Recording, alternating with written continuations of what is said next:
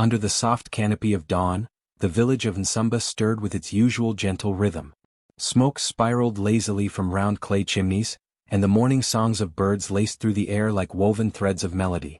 It was market day, and the villagers bustled along dusty paths carrying gourds, cloths, and freshly plucked herbs. Among them walked Zilli, her feet bare and steady, her eyes scanning the horizon with a quiet kind of longing.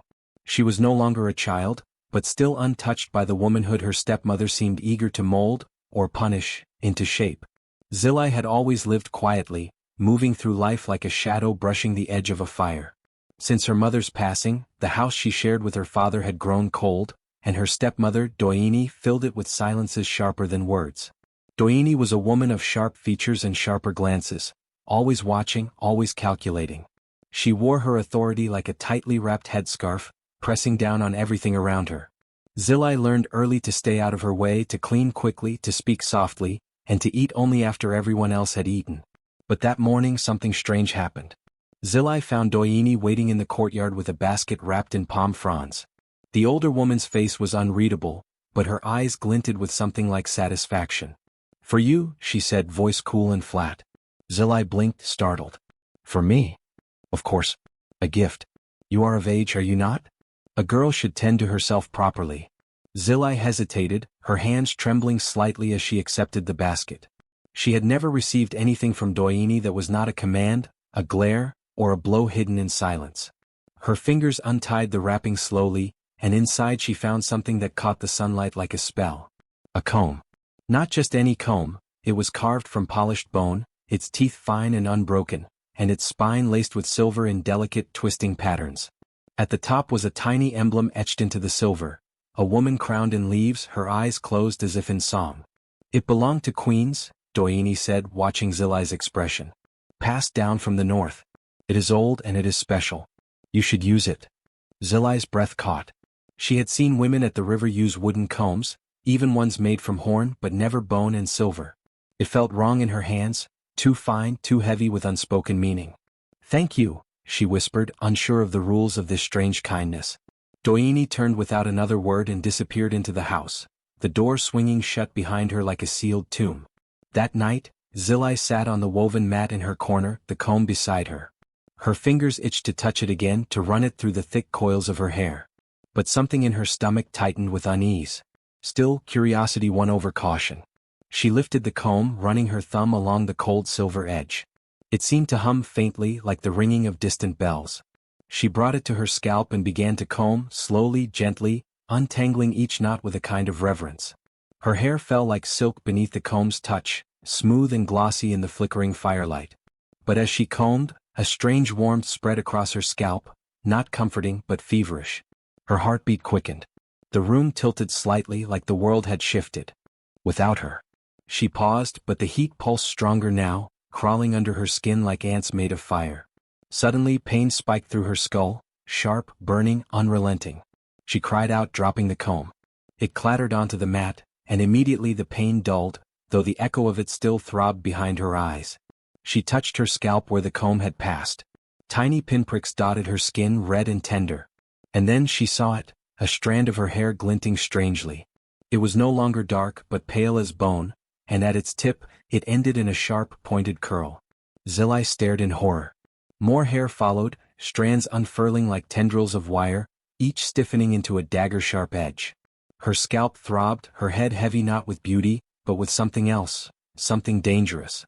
The next morning her stepmother said nothing about the dark circles under Zilli's eyes, or the cloth she wrapped tightly around her hair. But her smile was full of secrets. Doini seemed satisfied, as if she had opened a door only she could close. Zilli tried to go about her chores, but something had changed. At the river, when another girl accidentally brushed against her, a small cut opened on the girl's arm, not deep but strange. Zilli hadn't moved. Her hair had shifted on its own, like it had a mind, a hunger. The girl backed away, eyes wide, and Zilli apologized, though she didn't understand how it had happened. That night she tried to burn the comb. She took it behind the house and dropped it into the fire pit. But instead of melting, the silver darkened, and the flames hissed like snakes. A sharp wind blew through the clearing, snuffing out the fire entirely. The comb sat untouched among the ashes, still gleaming faintly. Zilli cried in frustration, fear curling in her chest. She wrapped the comb in cloth, buried it beneath stones near the old fig tree, and prayed never to see it again. But the changes had already begun. Each day more strands of her hair grew pale, hardening into knives. At night, the strands moved with purpose, coiling around her fingers, twitching when she slept. She couldn't go to the river anymore. Children stared. Old women whispered. She was becoming something else. One evening, as she walked past the courtyard, she heard her stepmother speaking with a visitor, a woman from a nearby village. Yes, Doini said, voice smooth. She combed it. Just once. The rest will follow soon. I warned her not to keep secrets. The visitor nodded. The spell was strong then. You mixed the root of silence into the silver? I did, Doini replied. And I added a sliver of her mother's hair. Zilli froze. Her breath caught. Her heart felt like it would break the bones of her chest. It had not been a gift. It had been a curse. A ritual. A punishment for something she didn't understand. Her mother, even in death, had been used to bind her. That night, Zilli sat beneath the fig tree, her hair coiling around her like sentinels. Her eyes burned with something stronger than fear now. If they wanted her to be a monster, perhaps she would become one. But not for them. Not for the stepmother who poisoned her spirit with gifts. Not for the villagers who whispered but never saw. She would find her own truth in the knives growing from her crown. She would become her own queen, forged not in gold but in bone and fury. Got it, bro? Here's the expansion for The First Comb Through Her Hair, 1900 words, without headings as you requested. Zilli stood in front of the small bronze mirror her mother once owned, now propped against the mud brick wall of her room. The comb glinted in her hand, cold and unusually heavy. Its handle was curved like a serpent's spine, and the silver teeth shimmered faintly even though no light touched them directly. She hesitated, staring into her own reflection. Her hair was thick and wild, the color of river soil and night. She usually braided it by hand, never having owned a comb that didn't tangle or snap. But this one, this bone and silver comb, was different. Her stepmother had given it to her that morning with a smile that didn't reach her eyes. It belonged to queens, she said, her voice syrupy. You've been looking more like a goat girl than a proper maiden. Let this help you. There had been a gleam in the woman's eyes that unsettled Zilli, but her hands had closed over the comb all the same. She had never received a gift from her stepmother before, not once since her father's death. Even if the gesture was odd, even if the compliments felt like poisoned honey, she wanted to believe there was a trace of kindness. She lifted the comb to her scalp and dragged it gently through her roots. The pain was instant. It started as a sting like thorns brushed against her skin. But with the second pass, it deepened, rippling into her scalp like hot iron. Zilli gasped, dropping the comb. Her hand flew to her head as though expecting to feel blood, but her fingers met nothing but smooth, dark hair. She looked down. The comb lay at her feet, unmoving, yet pulsing faintly as if it had a heartbeat. That night she barely slept. The pain had ebbed into something else, something restless and alive beneath her skin. When she finally drifted into slumber, it was not peaceful. In her dream, she stood in a hall of shadows, long and narrow with walls made of mirrors. The mirrors showed no reflections, only swirling smoke. From the darkness came the sound of whispers. Not human whispers, metallic and cold, like blades sliding from their sheaths. The words were sharp, in a language she didn't understand, but still they entered her mind like commands. One mirror cleared, and she saw herself standing not as a girl but as something older, cloaked in war paint, her hair braided with knives. She woke with a start, her heart thundering. Morning light poured into the room, but her hands shook as she reached for her hair. Her fingers sank into coils that were no longer the same. Her hair had grown, overnight, impossibly. It now fell in heavy waves past her waist, twice the length it had been the day before. It wasn't just longer, it was thicker, denser.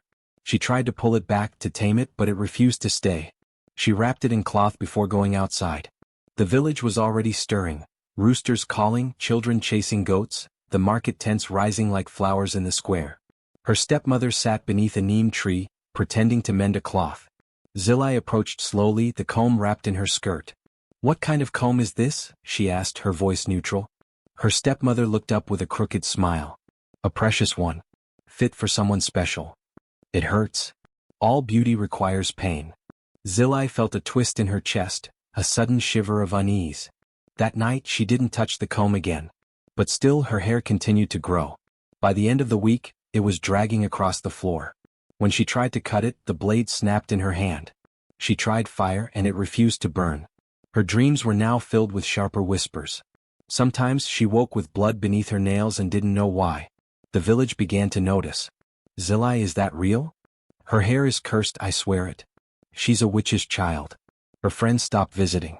The boys who once tossed pebbles at her window now looked away when she passed. Only the beggar woman near the river dared speak to her without fear. You've been touched by old things, the woman croaked one morning. Your stepmother knows what she gave you. At first, no one in the village paid much attention. It was just Zilli, the stepdaughter of old Gosa, the herb woman with fingers that always smelled of bitterroot and red ash. Zilli had always been the quiet type, polite, dutiful, the sort of girl who greeted elders with her eyes lowered and her voice soft as rain on mud. But after she began using the comb her stepmother gave her, something about her began to shift, and not in ways anyone could name easily. Her hair, once wild and tangled like vines after rain, became long, smooth and oddly reflective. The strands shimmered even in shadow, catching light where no light should fall. Women at the well whispered that it moved when she wasn't touching it, that it stiffened when men walked too close, or curled tightly when strangers spoke her name. Children stopped running to greet her. Birds no longer flew overhead when she passed.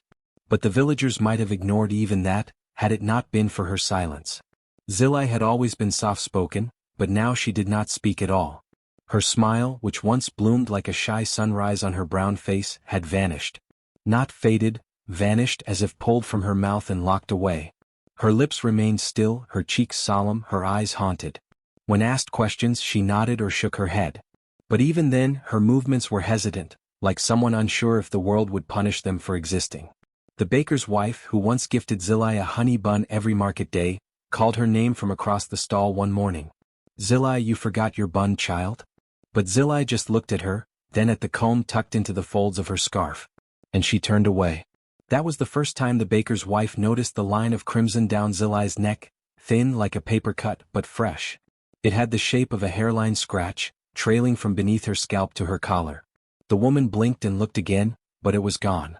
She's bewitched, the woman muttered, handing her husband the tray of warm loaves. That girl's walking with more than footsteps. Gosa, the stepmother, said nothing. She'd been quieter herself lately, humming to herself in the corner of her hut, her hands always busy, grinding herbs, carving charms, polishing the empty jar that used to hold spirit salt. At night, she'd sit by the fire and whisper things to the shadows on the wall, her voice thick with some old dialect no one remembered learning. She watched Zilli with the cold affection of someone admiring a flower grown from poisoned soil, something beautiful but meant to hurt. Then came the day of the festival. The whole village turned out, dressed in their brightest wraps and painted with ash and dye. Drums thundered in the hills and laughter rolled like thunder across the fields. But Zilli stood at the edge of the celebration, unmoving. Her dress was white, untouched by color, untouched by life. She stood beneath a baobab tree, hands folded in front of her, and her hair glinted under the sun like coiled blades. 3 young men walked past and nodded politely, but one dared to say, "You could at least smile today, Zilli." He didn't mean harm. He was a farmer's son, still carrying the smell of yams and goat hide. But as soon as the words left his mouth, a gust of wind struck the tree behind him, and the bark split open with a sound like bone cracking. The leaves trembled.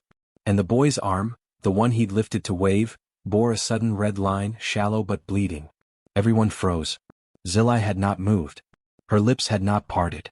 But her hair rustled like leaves in dry wind, though the air was still. From then on, even the elders stopped meeting her eyes. Each day after that, Zilli wrapped more of her hair in cloth. But it didn't help. No matter how tightly she bound it, strands slipped free. They reached across her pillow while she slept. They curled into the corners of her room. Her comb, that awful bone and silver thing, pulsed with a faint heat in her hands and her scalp ached after each stroke. But she couldn't stop. She tried. What? Just once. She'd hidden the comb behind the hearthstone, wrapped in goat skin, praying silently to the ancestors her mother used to honor before she passed. That night, she dreamed of water, dark, cold water, and something rising from it. A voice like cracking ice spoke in the dream, "You are already chosen. You cannot unbind what was buried in your blood." When she woke, the comb was beside her again. And her pillow was wet with blood. Gosa entered the room without knocking. She looked down at the comb, then at Zilli's face and smiled. "It's growing well," she said simply and left. From that day Zilli did not try again. Instead she began to understand. Each time she combed her hair, memories came unbidden, not hers but ancestral ones. A queen on a battlefield, her hair like blades slashing through soldiers. A woman tied to a stake, laughing as her hair caught fire and lashed at her captors. A child with hair sharp enough to cut through chains, crawling out of a burning hut. These visions danced behind Zilli's eyes, wordless but clear. She wasn't cursed. She was armed. But armed for what she did not yet know. The villagers continued to avoid her. Children crossed the road to walk on the other side. The chief's wife insisted her daughter stop attending the same market stall as Zilli. Whispers began, which child? Knife hair. Ghost's daughter. Only the old priestess, blind and trembling, once touched Zilli's cheek and whispered, "You'll know when to strike." Strike whom? Strike how? The days grew colder. Birds no longer sang in the trees near her house. Her stepmother began preparing incense and oils for a visit from nobles. Some ceremony whispered behind locked doors. Zilli noticed how often Gosa stood near her now, measuring her with eyes that saw too much. Measuring, waiting. One night, Zilli awoke to the sound of scissors. She found her stepmother at the foot of her bed, blade in hand. "You won't need all of it," Gosa murmured. "Just a strand. Just enough to bind into the prince's charm." Zilli didn't speak. She didn't scream. She just stood, and her hair uncoiled around her, lifting like smoke. Gosa froze. The blade in her hand rusted instantly. The air turned cold. And Zilli, silent as ever, stepped backward into the dark. By morning the room was empty. Only one strand of hair remained, and it had carved a perfect circle into the floorboards. A circle that glowed faintly, like steel under moonlight. The villagers never asked where Zilli went. They just looked at the sky when it darkened without clouds. They listened for the metallic chime of her steps, and never turned their backs to the wind. And far away in the depths of the chief's shrine, the spirit masks began to weep blood. One by one. Zilli woke in the gray hush of dawn to the strange wetness on her cheek. At first she thought it was sweat, the remnants of some fevered dream. But as her fingers brushed the fabric of her pillow, they came away smeared with something dark and sticky. She sat up slowly, her heart thudding. The cotton pillow was slashed across the center, and thin lines of red soaked into the seams like veins of a dying leaf. She reached to touch her head and felt the familiar weight of her tightly coiled scarf. Carefully, trembling, she unwrapped it, layer by layer, until her fingers reached the roots of her hair. It was cold. Not with the chill of the morning air, but something deeper, a metallic cold that seemed to hum under her skin. Her hair, once soft and thick, had become something else entirely. It was no longer just hair. The strands were rigid, sharper than reeds, and some of them had curved into tiny hooks that pricked her palm as she tried to smooth them down. She yanked her hand back with a wince. Her breath caught in her throat as one of the strands twisted slightly on its own, like a living thing sensing her touch. She didn't scream. She hadn't screamed in weeks. Not since the first time she'd felt a strand curl and slice the edge of her thumb while combing. She had said nothing. She had smiled less. She had stared at her reflection at night and wondered if her stepmother's gift, the comb she kept hidden now at the bottom of her basket, had been more than it seemed. The comb had been so beautiful. Bone white, inlaid with silver filigree, each tooth carved delicately like lace. Her stepmother had smiled strangely as she handed it over. "It once belonged to queens," she'd whispered, her voice syrupy. "Now you may wear it. You're almost a woman after all." Zilli had been flattered. No one had ever called her royal. No one had ever gifted her something so fine. That night she'd combed her hair with pride, humming softly. The next morning, a piece of her favorite scarf had a jagged rip down the center, and a boy in the village whispered that her hair caught the light like blades. And now, weeks later, blood. She rose from bed and tied a new cloth tightly over her head, careful not to touch her scalp. Her eyes had grown shadowed. She had not wept, but there were hollows in her cheeks now, like time had carved them out. Downstairs, her stepmother was humming. A sweet tune off-key. There was no breakfast on the table. Zilli sat in silence, ignoring the ache behind her eyes. Her stepmother moved around the room with too much ease, too much lightness. "You look pale, dear," she said without turning. "Not sleeping well?" Zilli didn't answer. "Sometimes growing girls get strange dreams," her stepmother continued, voice oiled with false concern. "But dreams are just that, dreams. You mustn't take them too seriously." Zilli looked up. For the first time in days she held her stepmother's gaze. Her stepmother blinked, startled by the intensity in the girl's eyes. "I didn't dream," Zilli said. Her voice was hoarse as though it hadn't been used in a while. "Oh." The woman paused. Her fingers tightened briefly on the spoon she was holding. "There was blood on my pillow," Zilli said. "And my scarf was wet." Her stepmother smiled, but her lips didn't quite reach her eyes. "You must have scratched yourself in your sleep." Zilli didn't respond. She lowered her gaze again, letting the silence stretch between them. Somewhere in the corner of the room, a fly buzzed near the window, throwing itself against the glass. Her hands trembled under the table. Later, in the privacy of the outhouse behind their home, Zilli removed her scarf and stared at herself in the shard of mirror that hung crookedly on the wall. Her hair, if it could still be called that, shimmered with dull steel tones. The strands moved faintly as if breathing, lifting at the edges like leaves in the windless air. She picked up one end with trembling fingers. It curled toward her hand, then flicked itself away. She gasped. She reached into her basket and pulled out the comb. It no longer gleamed. The bone had turned a pale gray, and the silver was blackened in places. She remembered the way her stepmother had stared as she'd used it that first night, the hunger behind the eyes, the slight tremble in her lips. That night, Zilli did not sleep. She wrapped her pillow in thick cloth. She braided her hair as best she could, though the strands bit her fingers. She pressed herself against the farthest wall from the window and waited. At some point during the night, the wind rose. It howled through the cracks in the wall, rattling the wooden beams. Zilli's eyes fluttered open.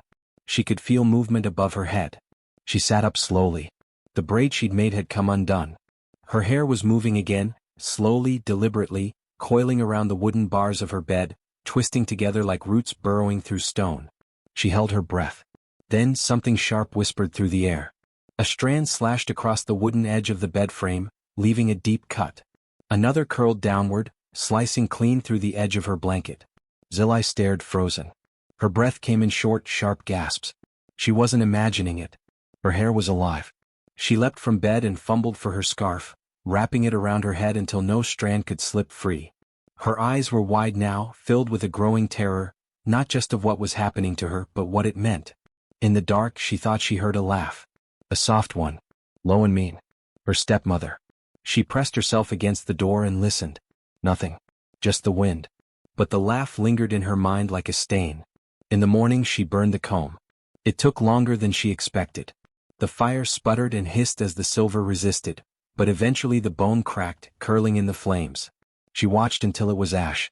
But even then a strange smoke rose, dark and sweet-smelling like rotted flowers. Still her hair didn't stop. She wrapped it tighter. Cut it short with a blade, only for the ends to harden overnight into sharper points. She didn't sleep. She didn't speak.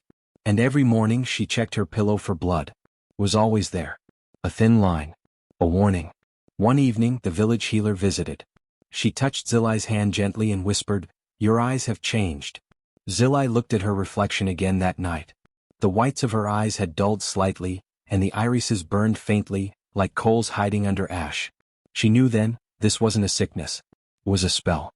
A gift disguised as a curse. And her stepmother had meant for it to consume her. But Zilli, with the sharp hair and silent rage, was not the kind of girl who would be consumed quietly. Not anymore. She began to listen more closely at night. To the way her hair clicked against the wood. To the way it moved before her, sensing danger, curling protectively. She began to whisper to it. And sometimes, it whispered back.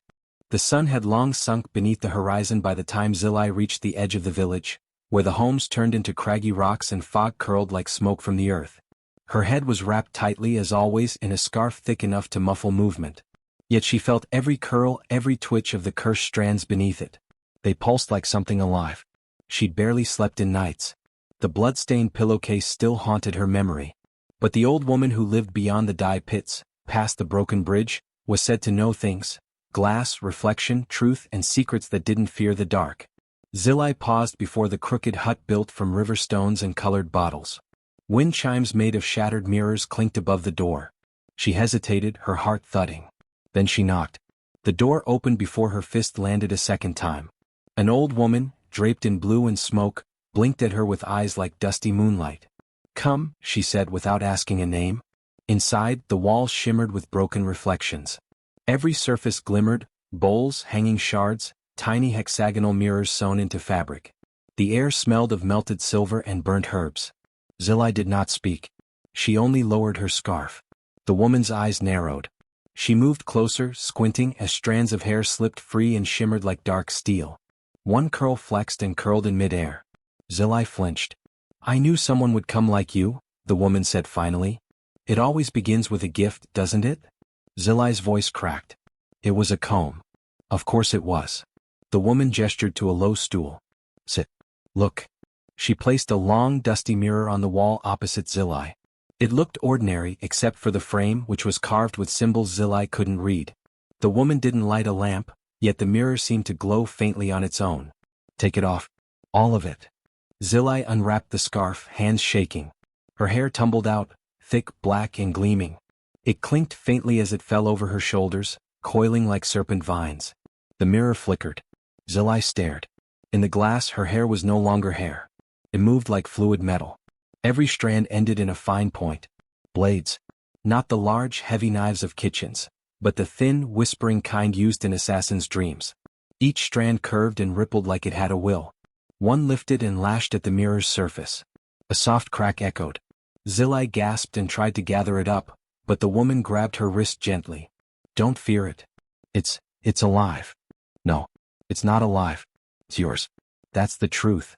Tears filled Zilli's eyes. "My stepmother gave me that comb. She said it belonged to queens." She told the truth. Queens once wore blades in their hair. Not to be pretty but to be powerful. "But I didn't ask for this. Power rarely comes with permission."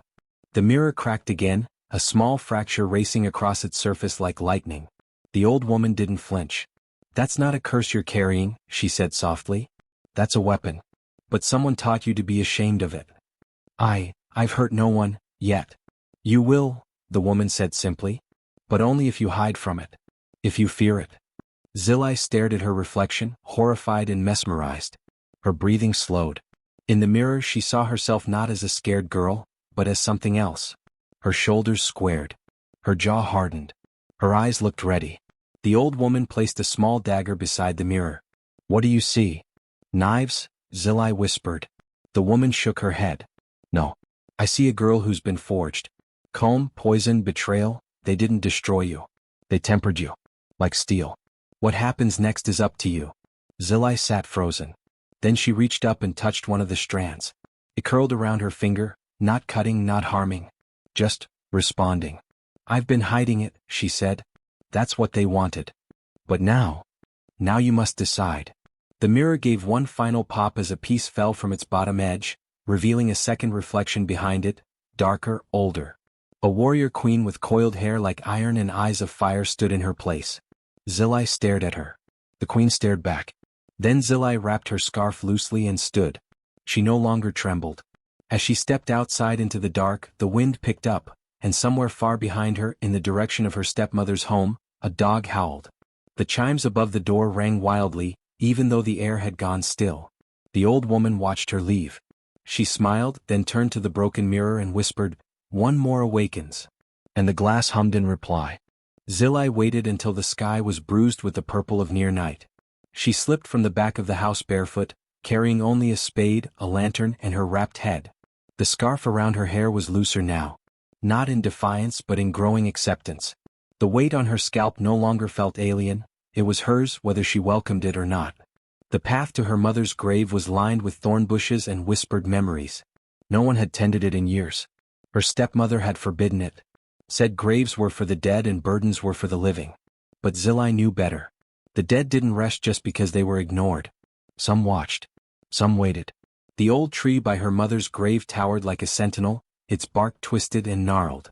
It was the only thing that hadn't withered with time. Zilli had sat beneath its roots as a child, telling its secrets. Her mother had once braided her hair under that tree, telling her that everything planted with love remembers. The words clung to her now like dew on leaves. She set the lantern on a low root and knelt, hands trembling as she pushed the spade into the dirt. The earth was soft, unusually so, as if something below had stirred it recently. She dug carefully, methodically, pushing through the thick soil, avoiding stones, avoiding fear. Her breath was steady. About a foot down, her spade struck something that wasn't wood or root. She set the tool aside and used her fingers to claw away the dirt. And there it was. A comb. The same shape as the one her stepmother had given her. Bone thin. Silver-fanged. But this one was cracked down the center. Its edges blackened like it had been burned and buried. She pulled it free with trembling fingers. The silver was tarnished and flaking, but the design was unmistakable. It was older than the other comb. It was hers. Or rather, her mother's. Memories rose slowly, like steam from wet cloth. Not full scenes, just feelings, colors, scents. She remembered her mother's perfume, soft and clean like crushed petals. She remembered her hands, always warm, always moving. And she remembered, faintly, brushing her hair with a silver comb while her mother hummed old lullabies. That silver. Not gold. Never gold. Her stepmother wore gold. Always gold. Thick and gaudy. The comb she'd given Zilli wasn't silver at all. It only looked it until the first strand of hair touched it. And then the poison did the rest. Zilli held the broken comb in both palms. It buzzed faintly against her skin. Not like a living thing, but like a memory waking. She placed it against the base of the tree. "Why here?" she whispered. The wind responded, not through the leaves but from the soil. A low murmur, almost like breath moving through long corridors. Then her lantern flickered. Not out of oil, but in response. The light bent toward the tree. Toward the comb. Then a sound rose. Not words. Not speech. A whisper. Soft and feminine. Rooted in sorrow. Woven with warning. Zilli leaned close. She couldn't hear words, but she felt them carved into her ribs. The comb had been stolen. Twisted. Used against her. Against them. This was not just her burden. It was a pattern. One passed down generation after generation, always in shadows. Her stepmother hadn't simply poisoned her. She had continued a curse handed from jealous heart to jealous heart. But Zilli's mother had tried to break it. She had hidden the comb, perhaps hoping her daughter would never need it. But Zilli had found it. And she wasn't like the women before. She wasn't going to bury it again. She stood slowly and tucked the broken comb into the fold of her wrap. Her scarf slipped slightly as she moved. A single strand of hair curled outward, grazing the tree. The bark cracked. Not loudly. But enough to show a line, a scar, matching the comb's fracture. The tree had remembered too. She didn't flinch. She simply turned away and walked back toward the house, her footsteps quiet, sure. The roots hummed behind her. Not with threat. With recognition. Because the whisper beneath the tree didn't just belong to her mother. It belonged to all the daughters who had bled quietly. All the girls who had smiled through poison. All the women who had died trying to be gentle when the world demanded blades. And Zilli? She was not gentle anymore. She was listening. Zilli had never dared enter her stepmother's private room before. The door was always locked, and even when it wasn't, the air beyond it seemed weighted with warning. But tonight that weight no longer frightened her. It called her. The house was quiet. Shadows gathered along the corridor as Zilli stepped lightly, barefoot to soften her tread. Her scarf was loosely tied now. She didn't bother hiding the restless coils of hair that moved when no wind stirred. They pulsed at her temples like nerves awakening. She paused before the door. It creaked faintly as she pushed it open, the scent inside thick, rosewater, camphor, and something sharper beneath. A metallic tinge. The smell of iron. Of blood old enough to stain wood. Her eyes moved over the vanity. A small mirror, face down. Jewelry draped over a horn stand. A drawer slightly ajar. She started there. The drawer slid open with ease as though it had been waiting. Neatly folded scarves lay on top, but beneath them, a velvet pouch peeked out. She lifted it gently. It had weight to it, delicate but not empty. Inside was a locket. Old, gold-rimmed, no bigger than a coin. Its clasp was sealed with dried wax. Her stepmother had clearly meant it to stay shut. But the wax crumbled as soon as Zilli touched it. Her fingers, oddly warm, seemed to melt it instantly. She opened the locket slowly. Inside on one side was a sketch, faded but unmistakable.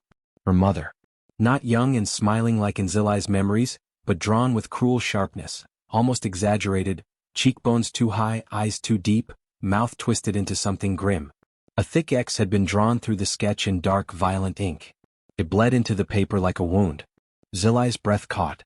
On the opposite side was a folded piece of parchment. She unfolded it with care, hands steady despite the pounding in her chest. The writing was cramped, almost etched rather than written. It was a recipe, no, an instruction. To poison a bone comb, it began, one must not use herbs nor toxins of the tongue. True poison lies in what is felt, not brewed. Zilli's eyes scanned quickly, mind racing. The hair must be brushed in silence. Each stroke filled with envy. Each knot pulled with blame. Spite must be the marrow. Hatred the polish. Bind with gold if silver was worn before. Reverse the mirror. She read it again. And again. And still the weight of its truth felt foreign. This wasn't just a spell. It was a ritual. A ritual of erasure. A tool to ruin what had once been loved. Zilli's mind reeled. Her stepmother hadn't simply cursed her. She had constructed the curse with intent, slowly, carefully, over years. It wasn't rage or madness. It was craft. It was control. This was never about Zilli being dangerous. It was about Zilli being her mother's. And her mother had been powerful in ways words couldn't contain. Zilli had always believed her mother had died quietly, that she had passed in sleep or sickness or fate. But this locket, this instruction, whispered a different ending. Her mother had been silenced. Deliberately. Erased not only from the house, but from Zilli's understanding. The sketch. The cross through it. The venom in the writing. Her stepmother hadn't merely hated her mother, she had feared her. Feared what she carried. Feared what she passed on. Zilli traced the locket's edge with her thumb. Her reflection stared back faintly in the curved metal. Her face looked older, sharper. Not because of time but because of truth. The hair coiling around her shoulders stirred, not wildly but gently, as if listening. The page trembled in her hand, not from wind, but from the force of what had been hidden. There were no herbs. No potions. The poison was the emotion poured over time. It was the bitterness woven into rituals. It was the smile that accompanied each brushstroke, each command. It was the way her stepmother had said, "You're just like her," not with pride but with warning. Zilli folded the parchment back into the locket and snapped it shut. She tucked it into the fold of her robe, not to hide it, but to keep it close. It belonged to her now, just like the truth. She stepped back from the vanity and looked at the room again. This chamber, once forbidden, no longer scared her. It smelled like secrets, but they were hers to hold now. The fear had turned, curled inward. Like her hair, it no longer ran away, it prepared. As she walked back down the hallway, the air around her shimmered faintly, not with light, but with knowing. She no longer needed to ask what had happened. She knew. The locket hadn't just given her answers. It had given her proof. And soon it would give her justice. The sun had barely set when the drums began. Their beat was slow and deliberate, echoing through the hills like the heartbeat of something ancient and watching. The villagers gathered in hushed excitement, unaware that the feast they were walking toward had been salted with old lies and sharpened with silent threats. Zilli stood in the kitchen, her hands soaked in the smell of spices and roasted meat. Smoke curled from the hearth, stinging her eyes. Her stepmother moved through the room like a queen, lips pressed into a smile that never reached her eyes. She wore gold tonight, layers upon layers of it, each bangle and necklace a loud reminder of power stolen, not earned. "Tonight," she said, arranging bowls on the ceremonial tray, "you will serve the elders. And you will bow. You will not speak unless spoken to. You will not look anyone in the eye." Zilli nodded, but her silence was not submission. It was calculation. Beneath the thin wrap tied over her head, her hair stirred. The strands had grown strange in recent days, thicker, heavier. She could feel them pulsing faintly now, tightening and curling like coiled serpents resting. As if they too had heard the drums. Outside, the elders began to arrive, men with eyes like dried leaves and women with lips pursed like needles. These were the ones who had once sat in judgment over her mother. Who had whispered when she died. Who had let a second woman take her place without question. Zilli stepped into the courtyard carrying the feast. Platters of honeyed yam, fire-grilled goat, steamed cassava, and bowls of dark stew shimmered under the lantern light. The courtyard glowed with torch fire and the murmur of old songs. Yet all she heard was the hum in her skull, the restless whisper beneath her scarf. She moved among them, placing bowls, pouring palm wine. Her stepmother watched from her stool like a spider in the center of a freshly spun web. Zilli felt her eyes, sharp and expectant, watching for a stumble, a glance too bold, a twitch that could be punished. But Zilli had learned to bend. Her hands were steady. Her face remained bowed. And still, under her scarf, the strands of her hair coiled tighter, listening, sensing. The eldest of the council raised his calabash to speak. "A girl who serves in silence is a girl raised with discipline," he said. His voice was brittle, dry as ash. "Discipline is the backbone of honor," her stepmother chimed in. "Zilli has learned obedience. It was not easy, but I have done what her mother could not." Zilli's hand froze mid-pour. The hair beneath her wrap twisted. One strand uncoiled, brushing her neck like a question. Another snaked around her ear, humming like a warning. The words hung in the air like smoke, what her mother could not. A quiet rustle passed through the crowd. The elders nodded, approving. The women sipped. The men chewed. And Zilli, still bowed, felt something shift within her. The food was not poisoned. But the night was. The lies served with every bowl. The praise her stepmother lapped up like thickened honey. The glares masked as approval. The performance of power. Zilli stepped back, hands empty now. She stood at the edge of the firelight, shadows licking her bare feet. The scarf on her head shifted slightly, not from breeze but from movement underneath. A sudden hush fell. An elder woman pointed. "Girl," she said, "your scarf?" Zilli didn't move. Another gasped. What's under?" The wrap twitched. A strand of hair, thick and black as river reeds, slid from beneath it, curling in the air like a tendril of smoke. The stepmother stood abruptly. "She is bewitched," someone cried. "No," another muttered. "She is her mother's child." The scarf unraveled like silk in the wind. Her hair burst forth, not falling but rising, moving with purpose. Some strands slithered toward the flames but did not burn. Others hovered, swaying, tasting the fear thickening in the air. The elders backed away from the fire pit. Bowls were dropped. Wine splashed across polished sandals. The drums stopped. Zilli raised her head. Her eyes, once downcast, glinted with something ancient. "You called me silent," she said. "But silence is not the same as obedience." Her stepmother took a step forward. "Which child? This is your mother's madness." "No," Zilli replied, her voice calm and low. "This is her memory. And yours." The strands shot forward. Not toward the elders, but toward the woman who had fed them stories for years. They wrapped around her stepmother's wrists and ankles, gentle at first, like curious fingers. Then with the speed of storm winds they pulled. Her stepmother fell to her knees, gold bangles clanging against stone. Her mouth opened to scream, but a thick braid curled across her lips, silencing her with the softness of woven hair and the weight of truth. "You fed the elders lies," Zilli whispered. "You told them my mother was weak, that I was cursed. You buried her power under years of fear." She stepped forward. The strands of her hair reached into the fire. Flames licked at the tips but did not consume. "This feast is not your triumph," Zilli said. "It is your reckoning." The elders trembled. One dropped to his knees. Another began to chant prayers under his breath. Zilli did not look at them. She knelt before her stepmother, who now shook, not from pain, but from exposure. Her gold hung crooked. Her lip bled from a bite she had inflicted on herself to hold back a scream. "I serve no one," Zilli said. "Not anymore." She stood. Her hair recoiled, calm again. The scarf floated down like a fallen flag. The feast was over. And Zilli, head high, walked into the dark, where the spirits whispered their approval. The room was filled with silence that clung like mist, dense and uneasy.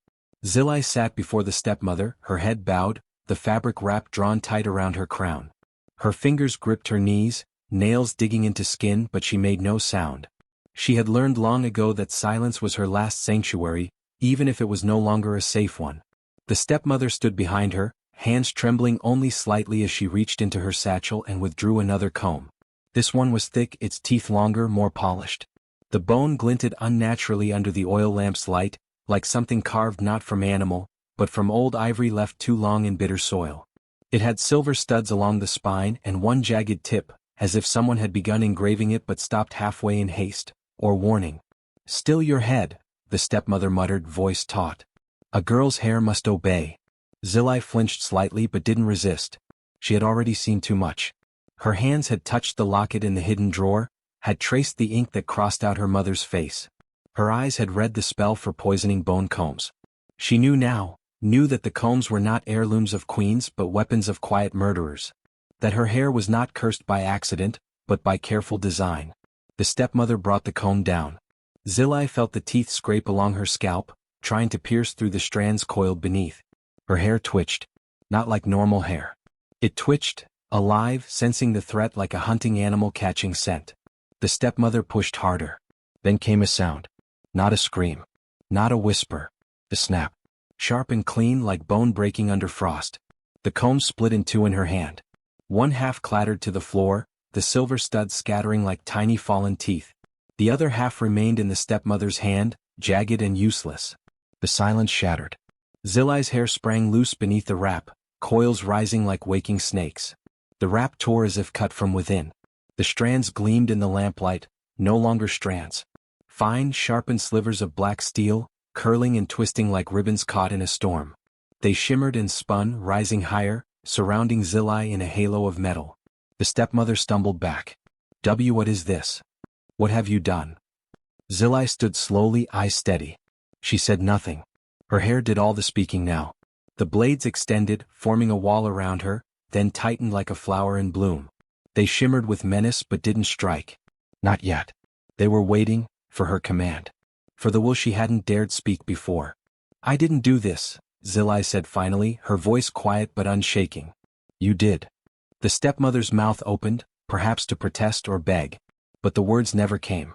The walls around them groaned, the wind pressing against the windows as if the house itself were exhaling after holding its breath for too long. The air changed, thicker, charged. Like the moment before a thunderclap. Zilli's feet moved, slow and measured. Each step toward her stepmother made the blades sway like reeds in a storm, hissing gently. You tried to kill my mother, she said. You tried to kill me. You buried your hatred in something meant to make me beautiful. And when I didn't die you kept trying. Kept forcing lies into my head. But lies snap. Just like that comb. The stepmother backed against the wall, her hands raised now in real fear. You're a demon. This isn't right, this isn't natural. Zilli tilted her head. Her hair curled around her shoulders now, protective. Neither is poisoning a child with bone and spite. The light in the room flickered. From outside came distant sounds, voices of the villagers, bells from the shrine, and dogs howling into the night. As if the world itself had noticed that something sacred had shifted inside this home. Zilli's hair moved one last time. Not to strike. Not to cut. But to gather itself, sharp, proud, alive. It folded into a crown around her brow, each blade angled like the petals of a flower made for no one's hand but her own. The stepmother collapsed to her knees, unable to speak. Zilli turned and walked away. She didn't need to raise a weapon to win. The broken comb on the floor and the crown on her head spoke louder than blood ever could. And in that moment the house knew a new queen had been born, not one of velvet or gold but of silver teeth and quiet wrath. She never looked back. The village square was still, thick with the weight of what had just unfolded. The echoes of the knives' song still lingered in the air, like a wind that refused to settle. People stood in clusters, silent, breath held, watching Zilli. Even the birds seemed to stay quiet, as if they too were waiting to see how the story would end. Zilli did not move. Her hair had stilled around her shoulders, no longer shimmering or sharp. It rested like thick rivers of nightfall, calm but full of memory. The blades that had once revealed betrayal, punishment and cruelty had sunk back into silence. But their truth remained. At her feet the stepmother knelt. She looked broken, no longer the proud woman who strutted through the village, commanding respect through manipulation and fear. Her hands trembled, her eyes puffy with tears, her voice hoarse. Please, she whispered, Zilli? I raised you. I fed you. I didn't mean to hurt you. I was afraid. The words spilled out like dirty water, too late to be useful. Zilli did not answer. She stood tall, her gaze fixed beyond the stepmother, looking not at her but through her. She had heard these kinds of words before, wrapped in softness but hiding a dagger. She had learned how fear often wears the mask of control, and how those who cause the most pain often pretend they were only trying to protect. The villagers waited. Would Zilli order punishment? Would the hair strike again? But she did nothing. Instead, a single strand of her hair began to move. It lifted gently from her shoulder, coiling forward like a snake with purpose. There was no singing now, no metallic chorus. Just a soft shimmer, almost like a breath of wind. The strand floated to the stepmother's feet. It did not cut. It did not threaten. It hovered, glowing faintly, not silver like the others had been, but golden. Warm. Alive. The stepmother blinked at it, unsure. Then it laid itself down. The strand rested on the earth in front of her, curved like a question mark, or a warning. It pulsed once with light. Then it went still. What does it mean? Someone whispered in the crowd. An elder stepped forward slowly. It means her punishment will not come from the blade, he said. It will come from what remains. The stepmother looked up at Zilli, her voice cracking. What do you want me to do? Still Zilli said nothing. But the silence held an answer. Leave. She would not soil her hands with revenge. She would not strike the woman down or have her stoned, or drag her through the village in chains. No. The blade that cut deepest now was the one that spared her, because now she had to live with what she had done. With every glance from a neighbor. With every whisper. With the ghost of the truth walking beside her. One of the elders turned to the crowd. Let it be known, this woman is no longer welcome among us. She has broken the sacred bond of motherhood. She poisoned love and named it discipline. She banished truth and called it tradition. Let her go. Let the land forget her name. The villagers said nothing. But one by one they turned away from the kneeling woman. Even the old friends who once laughed at her gossip. Even the ones who once believed her tales about Zilli's strange spirit. They turned their backs, and in the village that was worse than any sentence. The stepmother stumbled to her feet. Her legs shook. Her face was wet. But no one came to help her. She backed away slowly, past the trees, past the huts, into the bush where only silence lived. And she was gone. Zilli remained. The golden strand of hair shimmered once more, then slowly dissolved into dust. The elders approached her, not with questions, not with commands, but with quiet reverence. One of them placed a beaded necklace around her neck, made of cowrie shells and obsidian stones. Not all justice comes with blood, the elders said. You gave us truth without asking for payment. You will not be forgotten. Zilli nodded once. The sun had fully set now. Shadows stretched long across the square. And still her hair remained quiet, just hair again. No blades. No song. It had done what it was made to do. It had remembered. It had revealed. And now it rested. As the people began to disperse, many walked backward at first, unwilling to turn their backs to her. They whispered her name like a blessing, like a shield. Zilli. The girl who made her hair a voice. The girl who chose justice over vengeance. She turned at last, walking toward the edge of the square, toward the stream that curved through the forest. The air was thick with the scent of night and the promise of peace. She did not look behind her. She didn't need to. The truth had spoken. And it had chosen mercy. Years passed, and the tale of Zilli wove itself into the wind. At first, her story was whispered under cooking pots and beside firewood stacks. Children would ask, "Is it true? Did her hair really sing like knives?" And the elders would nod without words, their eyes filled with the weight of things seen. But in time whispers turned to songs. And songs turned to stories etched into drums and painted onto gourds. Zilli remained in the village, but not as the orphan girl who once ate from cracked bowls or slept in the shadow of cruelty. No. She became something else, something both woman and legend. Her hair, once wild and feared, began to change. Slowly at first, the black strands took on a sheen not of shadow but of light. They grew long and strong, shimmering like moonlit rivers. And among them, thin silver threads emerged, woven not by hand but by the will of the spirits themselves. No longer sharp. No longer threatening. Just present. Beautiful. Protective. People began to call her the girl with the silver crown. She wore it without pride and without shame. It was simply part of her now, like her silence, like her gaze that always seemed to see more than others spoke. Girls came to her. Some were dragged by desperate mothers whose homes were crumbling under fists or silence. Others came quietly on their own, barefoot and unsure. They sat near Zilli's hut beneath the tamarind tree. They brought her water, roots, beads, little offerings of thanks. But what they truly came for was the blessing of her hair. Zilli never said no. She would kneel and let the girls touch the silver strands, running their fingers over them with trembling hands. Some cried. Some whispered secrets. Some only closed their eyes, trying to feel the strength that lived in those threads. And each time Zilli's hair responded, not with a blade, not with a hum, but with warmth. A pulse. As if saying, "You are not alone." The village changed around her. Fathers began listening more to their daughters. Brothers stopped mocking softness.